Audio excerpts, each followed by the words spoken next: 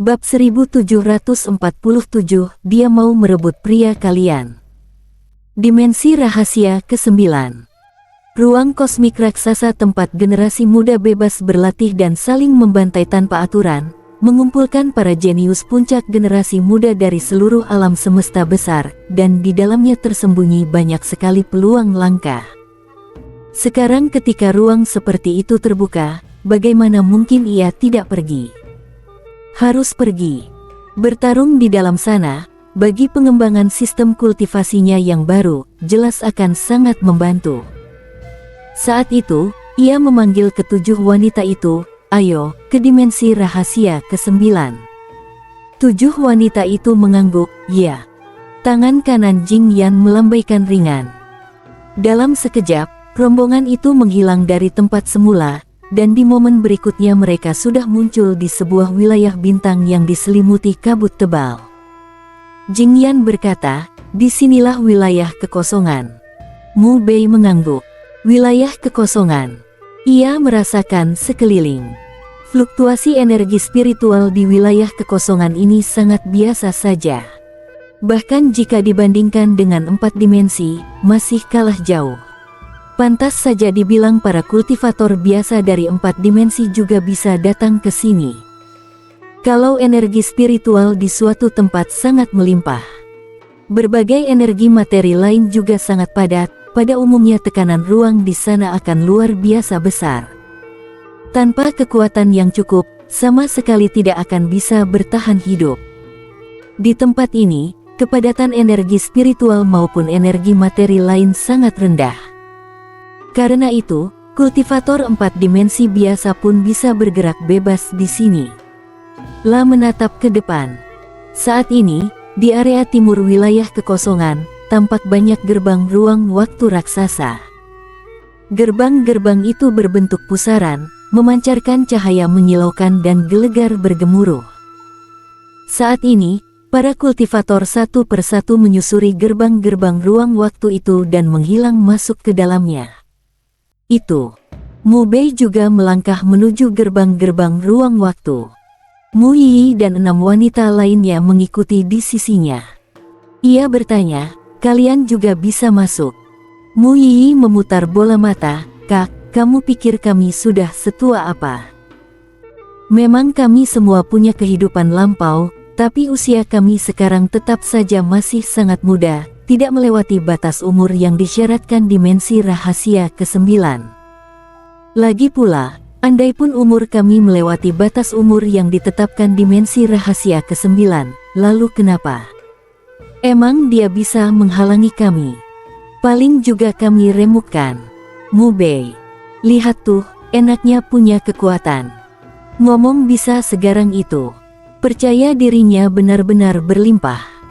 Namun, sesaat kemudian, Mu Yi tiba-tiba berkata, tapi, mendadak aku merasa sepertinya kami tetap lebih baik tidak ikut masuk bersamamu. Kalau ikut, sedikit banyak pasti akan memengaruhi tempamu. Selain itu, untuk beberapa aturan keadilan yang sudah ada, kami juga sebaiknya tetap patuhi. Kalau tidak, buat orang lain itu terlalu tidak adil. Mu Bei tertawa lebar. Ia mengacungkan jempol ke arah Mu Yi, memang pantas jadi adikku. Cara berpikirmu mantap. Mu Yi terkikik. Mu Yi berkata, pergi saja, Kak. Semangat. 6 wanita lain, Jing Yan dan yang lainnya ikut bersuara. Mu Bei mengangguk, lalu melangkah maju. Hei Qilin dan Xiao Taichu serta yang lain mengikuti di sisinya. Umur asli Hei Qilin sebenarnya sudah melewati 40 tahun. Namun, teknik kultivasinya sekarang, 9 putaran Kaisar Siluman, sangatlah khusus. Setelah ia melatih teknik ini, aura umur hidupnya tidak bisa ditangkap oleh hukum apapun. Batas umur hidup tidak berlaku padanya. Sedangkan Chaos God dan yang lainnya, apalagi. Mereka itu senjata pusaka. Semakin tidak terikat oleh hukum umur hidup. Rombongan itu tiba di depan sebuah gerbang ruang waktu. Mu Bei melambaikan tangan pada Mu Yi dan 6 wanita lainnya. Di momen berikutnya, ia melangkah masuk. Hei Qilin dan Xiao Taichu serta yang lain menyusul. Dalam sekejap, mereka semua lenyap dari tempat itu. Ketujuh wanita itu memandangi arah mereka menghilang. Su Qingyu berkata, setelah tempaan kali ini, tidak tahu kekuatan kakakmu akan melonjak sampai tingkat apa. Meng Chuyin berkata, harusnya bisa mencapai tingkat kosmos peradaban level 8, kan? Li Miaoxia mengangguk, pasti bisa. Bakat dan garis darah Mu Bei terlalu mendominasi. Ditambah lagi kepribadian Mu Bei sendiri luar biasa dan ia bekerja keras tanpa henti. Dalam tempaan di dimensi rahasia ke-9 kali ini, menaikkan 2 tingkat peradaban kosmos sekaligus, jelas bukan masalah. Untuk orang lain mungkin tidak bisa. Untuk Mu Bei, sama sekali bukan masalah sedikit pun. 7 super cantik semua. Sempurna, sempurna. Hahaha. Saat itu, suara tawa liar terdengar. Tak jauh dari sana, seorang pria kekar melangkah ke arah mereka. Di luar tubuhnya berkumpul aura iblis yang mengerikan. Aura seperti itu bahkan lebih kuat daripada penegak hukum kosmos peradaban level 8 sebelumnya. Seorang kuat dari kosmos level 9. Pria kekar itu bertelanjang lengan. Di matanya berkilat cahaya mesum yang tebal saat ia berjalan menuju 7 wanita di sisi Mu Yi. Hari ini aku benar-benar beruntung, hahaha. 7 wanita itu menatapnya dingin. Hampir di saat bersamaan, setitik kilat putih keperakan turun dari langit, menghantam tubuh pria kekar itu. Cis! Pria kekar itu langsung berubah jadi abu. Menguap lenyap di antara alam semesta besar. Dan pada detik berikutnya, di depan ketujuh wanita itu muncul seorang wanita berambut perak. Wanita berambut perak itu cantiknya tak tertandingi, sedikit pun tidak kalah dari ketujuh wanita tersebut. Dari seluruh tubuhnya memancar fluktuasi yang amat sangat luas dan agung. Ketujuh wanita itu menatap wanita berambut perak itu. Meng Chuyin berkata, kehendak alam semesta besar. Wanita berambut perak itu tersenyum tipis dan mengangguk. Ia berkata, kalian boleh memanggilku. Saat mengucap sampai sini, ia tiba-tiba ragu, aku ini namanya apa, ya? 7 wanita itu. Saat itu, Li Miaoxia berkata, Dayu, Mu Yi, Su Qingyu, Hongyan, Su Fan, Meng Chuyin, Jing Yan. Nama itu kok sembarangan sekali. Wanita berambut perak itu mengangguk, pakai nama itu saja. Simple, gampang diingat, dan kedengarannya akrab. Mu Yi, Su Qingyu, Hongyan, Su Fan, Meng Chuyin, Jing Yan. Kamu benar-benar sembarangan, ya. Berikutnya, Mu Yi bertanya padanya, Nona Dayu ada perlu apa? Dayu tertawa, tidak ada perlu apa-apa.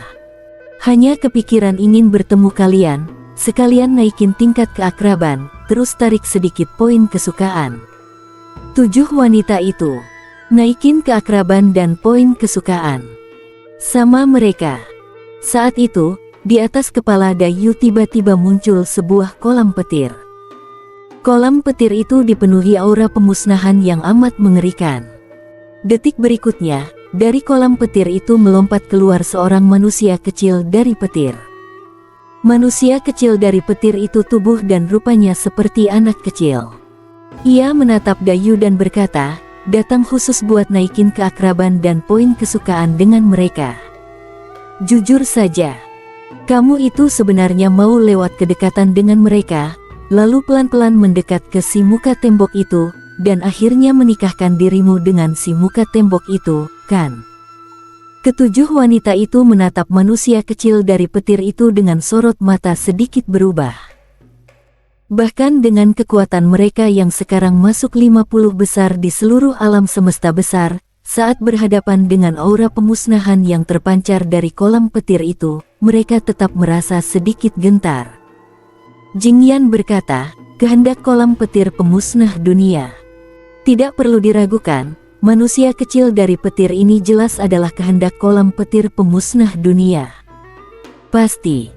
Di saat berikutnya, Mu Yi menatap manusia kecil dari petir itu dan berkata, kau ini dulu sudah menyambar kakakku sampai babak belur. Hebat juga, ya. Manusia kecil dari petir itu menatapnya. Pertama, meski wujudku terlihat muda, tapi keberadaanku ini sudah amat sangat lama. Aku seumur dengan alam semesta besar. Bahkan Kaisar Langit Lin dan Raja Manusia pun tidak bisa dibandingkan, jadi jangan panggil aku bocah kecil. Mu Vivi berkata, terus kalau umurmu lebih tua dari Kaisar Langit dan Raja Manusia, lalu kenapa? Memangnya kamu bisa menang melawan mereka? Manusia kecil dari petir itu, ngobrol kok kayak gini, sih? Mu Yi. Saat itu, manusia kecil dari petir itu kembali berkata, lalu, poin kedua, nona kecil, kau dan 6 gadis lain ini apa kalian belum nangkep inti ucapanku barusan? Iya. Intinya apa? Intinya adalah, dia ingin merebut pria kalian. Bab 1748, dan G membantunya sekali hantam. Mu Yi dan 7 wanita itu tertegun. Lalu, ketujuh wanita itu serentak menoleh menatap Dayu. Dayu mengusap dagu, seolah sedang berpikir, lalu berkata, sebenarnya dari awal aku sama sekali nggak kepikiran soal itu. Tapi setelah Fan Jianlei ngomong begitu, kok rasanya memang bisa juga dilakukan ya. 7 wanita itu. Kamu mau main sampai segitunya? Beneran serius? Kehendak agung alam semesta raya yang terhormat, sekarang kok malah punya niat mau menikah? Xiao Lei saat ini menoleh ke arah Dayu, sangat tak puas, katanya, apa itu Fan Jianlei? Jangan kasih aku julukan nggak bermutu begitu. Dayu menatapnya, pertama, kamu dari awal memang nggak bermutu. Kedua, itu bukan julukan. Julukan itu ada rasa kedekatan. Yang kuberi ke kamu paling cuma bisa dihitung sebagai nama panggilan jelek. Xiao Lei menatapnya, ngomong-ngomong, kita kan sudah jadi partner bertahun-tahun. Hubungan kita itu nggak bisa dibilang akrab. Dayu berkata, tai sapi dan bunga indah juga sering kelihatan nempel bareng. Tapi levelnya beda jauh. Xiao Lei memiringkan kepala, berpikir sejenak, lalu berkata, kayaknya ada benarnya juga ya. 7 wanita itu. Kamu baru saja diinjak-injak, Xiao Lei, kamu masih bisa bilang, ada benarnya. Benar-benar bodoh polos. Mata itu jernih. Jernih penuh kebodohan. Saat ini, Dayu melempar senyum manis ke arah ke-7 wanita itu, katanya, mari kita rukun dan bahagia ke depannya. 7 wanita itu. Saat itu, di sisi lain, Mu Bei, Hei Qilin dan Xiao Lingchu muncul di sebuah ruang asing. Sepanjang mata memandang, ruang ini luasnya seakan tak bertepi. Pegunungan raksasa membentang, gelombang energi spiritual mengamuk luar biasa. Fluktuasi partikel energi lain juga padat mengerikan, sama sekali berbeda dengan lingkungan domain kekosongan di luar. Bisa dibilang perbedaannya bagai langit dan bumi. Hei Qilin berkata, sekarang kita seharusnya berada di dalam lapisan ke-6. Mu Bei mengangguk, sepertinya begitu. Dari ke-7 wanita tadi, ia sudah tahu banyak hal soal misteri ke-9. Misteri ke-9 ini terbagi menjadi 9 lapisan. Lapisan pertama berada di pinggiran, lingkungannya paling mirip dengan domain kekosongan. Mulai dari lapisan kedua, ketiga, sampai ke-9, aura dan partikel energi lainnya jadi semakin mengerikan. Di 9 lapisan ini orang-orang Fang berkumpul di lapisan pertama umumnya yang paling lemah. Yang bisa berada di lapisan ke-9 umumnya yang paling kuat. Kesempatan dan harta yang tersembunyi di tiap lapisan juga punya tingkatan berbeda. Makin besar angkanya, makin mengerikan pula kesempatan yang tersimpan di dalamnya. Mu Bei berkata pada Hei Qilin, Lao Hei, cek di sekitar sini ada nggak harta langit dan bumi super tingkat tinggi. Hei Qilin menjawab, aku sudah mulai melacak. Sesaat kemudian, ia menoleh ke arah barat laut. 70 li dari sini, ada satu batang teratai abadi 3 warna. Levelnya sangat tinggi. Mu Bei berkata, ayo, kita pergi cabut dan langsung diolah. Di bawah panduan He Qilin, ia segera tiba di sebuah ngarai. Di bagian tengah tebing ngarai itu, ia menemukan satu batang teratai harta karun yang diselimuti cahaya 3 warna, menyebarkan aroma harum yang sangat pekat. Baru mencium harumnya saja, Mu Bei sudah merasa kepala dan pikirannya langsung segar. Seketika, matanya berbinar, benar-benar harta bagus. Dengan kekuatannya sekarang, hanya dengan menghirup aromanya saja ia sudah merasa segar. Sudah pasti nilainya bukan main. Sesaat kemudian, seberkas cahaya keemasan meluncur dari dalam tubuhnya, menggulung teratai 3 warna itu dan membawanya ke tangan. Lalu ia membaginya rata dengan He Qilin.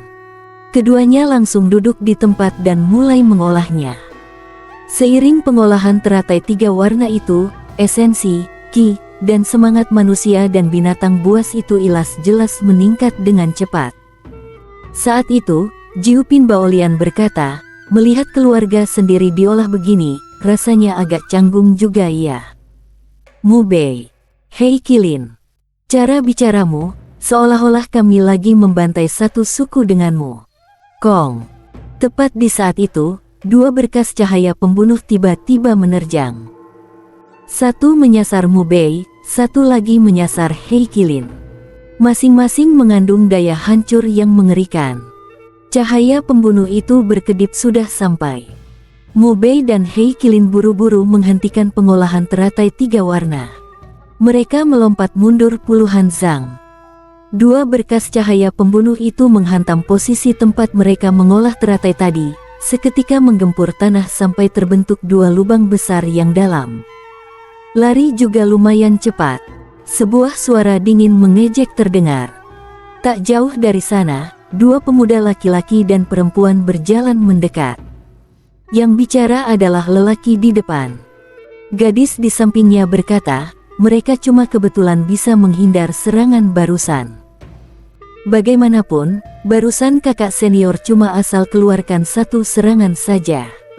Dengan kekuatan tempur kakak senior yang termasuk 50 besar generasi muda peradaban tingkat 6, kalau kakak senior serius, mereka 1 jurus pun gak bakal sanggup tahan. Si lelaki tersenyum dan mengangguk. Sesaat kemudian, ia menatap Mu Bei dan He Qilin, serahkan teratai di tangan kalian. Aku kasih kalian akhir yang cepat dan menyenangkan. Mu Bei menatapnya. Labu kekacauan mulai melompat-lompat sambil berkata, barang yang sudah orang masukkan ke mulut dan makan separuh, kamu masih mau rampas dan makan juga. Benar-benar menjijikkan. Mata lelaki itu menyipit, ia menatap labu kekacauan itu, senjata berjiwa sepertimu yang mulutnya tajam begini, cukup menarik juga. Nanti waktu aku menyiksamu, semoga kamu masih bisa cerewet seperti sekarang.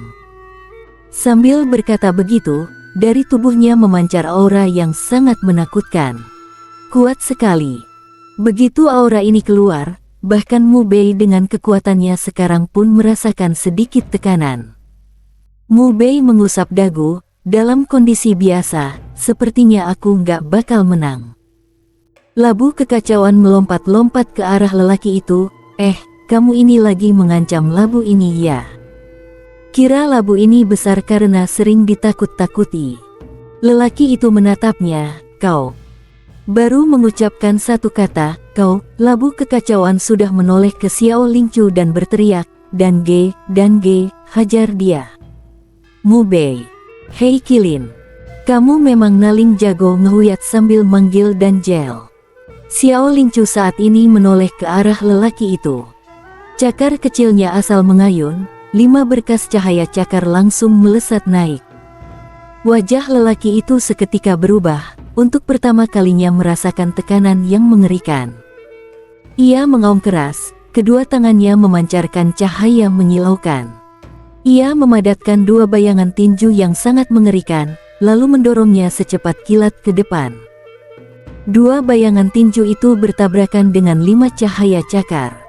Sret, sret. 2 bayangan tinju itu hancur seketika. Sedangkan cahaya cakar sama sekali tak melambat. Di detik berikutnya, 5 berkas cahaya itu menebas tubuh lelaki tersebut. Puff! Tubuh lelaki itu terbelah menjadi 6 bagian, lalu ke-6 bagiannya hancur lebur. Mati. Gadis yang bersamanya seketika pucat ketakutan, kakak senior. Labu kekacauan melompat ke arahnya, ngapain panggil kakak senior? Sekarang harus panggil kakak mayat, kakak yang satu ini sudah jadi mayat. Paham. Dan G, bantu dia sedikit. Xiao Lingcu meliriknya, lalu langsung paham maksudnya. Sesaat kemudian, ia kembali mengayunkan satu cakar. Boom! Tubuh gadis itu meledak, mati di tempat. Labu kekacauan melompat-lompat sambil berkata, kakak senior dan adik seperguruan itu harus bareng-bareng. Kalau guru, ya sama-sama guru. Kalau mayat, ya sama-sama mayat. Begitu baru namanya akrab. Mu Bei dan Hei Qilin. Kamu benar-benar jago ngomong. Mu Bei dan Hei Qilin melanjutkan mengolah teratai 3 warna. Tak butuh waktu lama, teratai itu sepenuhnya mereka olah, membuat tubuh fisik dan jiwa mereka sama-sama naik cukup banyak. Mu Bei tertawa lebar, bagus, bagus.